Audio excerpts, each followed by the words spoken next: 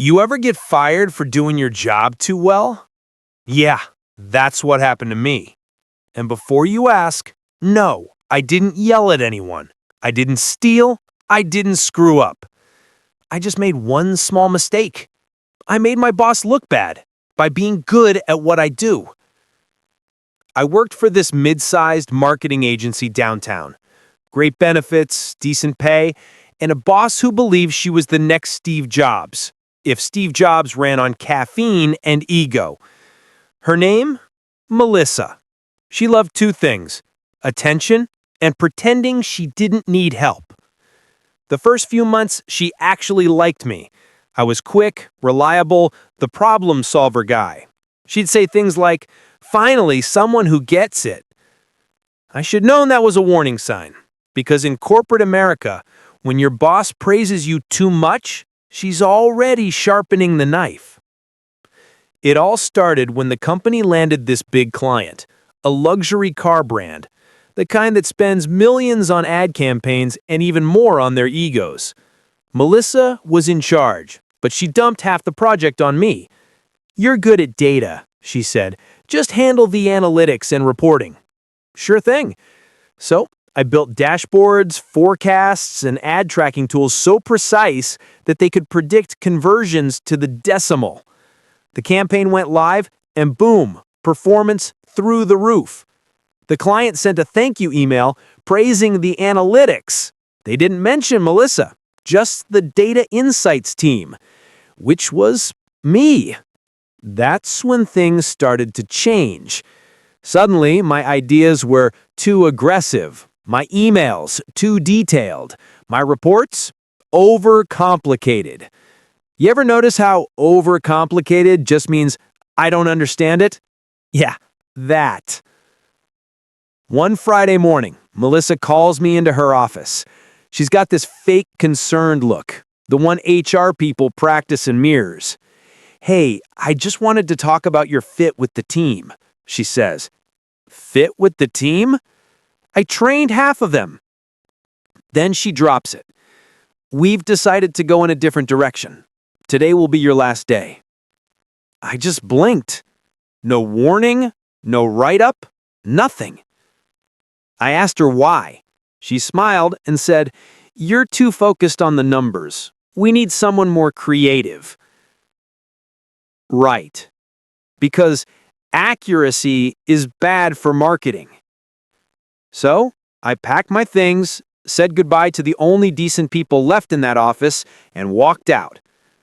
But as I stood waiting for the elevator, I swear I could hear karma warming up its engines. The thing about karma is, she doesn't need your help. She's patient, efficient, and sometimes she works overtime. That weekend, I got a message from one of the designers, a friend who'd stayed behind. "Dude, Melissa just took your report and rebranded it as her own system. She's pitching it Monday." Oh, I laughed hard. Because that system, it ran on an automated API, and I'd been the one paying for the license under my account. I hadn't disconnected it yet. And without that license, the system didn't just stop working, it corrupted the data format. Monday morning, while Melissa strutted into the boardroom with her slides ready to prove she was a genius, the whole system went down. Numbers vanished, charts froze, the projections, garbage. My friend texted me live updates. Melissa's panicking, clients asking what happened. CEO looks like he's about to explode. By noon, the client demanded a full review.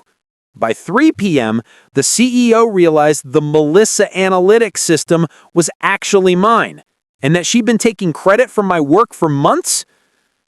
Guess who got fired next? Yep, Melissa. But karma wasn't done yet, because that same day, the client reached out to me.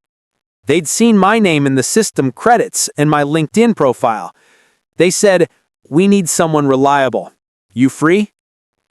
So while Melissa was cleaning out her desk, I was signing a new contract with her biggest client. Higher pay, better hours, remote work, and the sweetest part, My old company lost the entire account.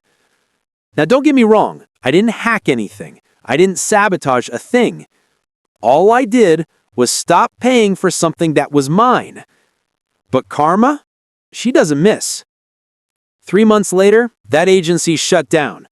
Word was the CEO quit after 2 other clients pulled out. Turns out Melissa wasn't the only one taking shortcuts. As for me, I bought a new laptop, set up a consulting firm, and started working with companies that actually respect their people.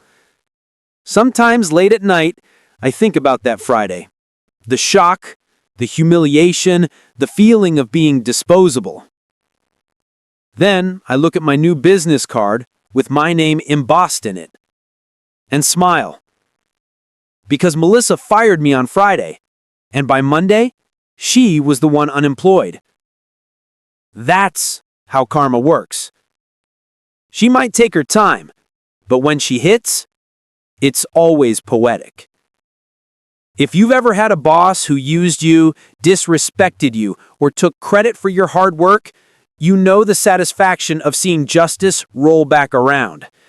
Hit subscribe if you love stories where the tables turn, where betrayal backfires, and where people finally get what they deserve. This channel, Echoes of Betrayal, is built for you. Real stories, real karma, real satisfaction.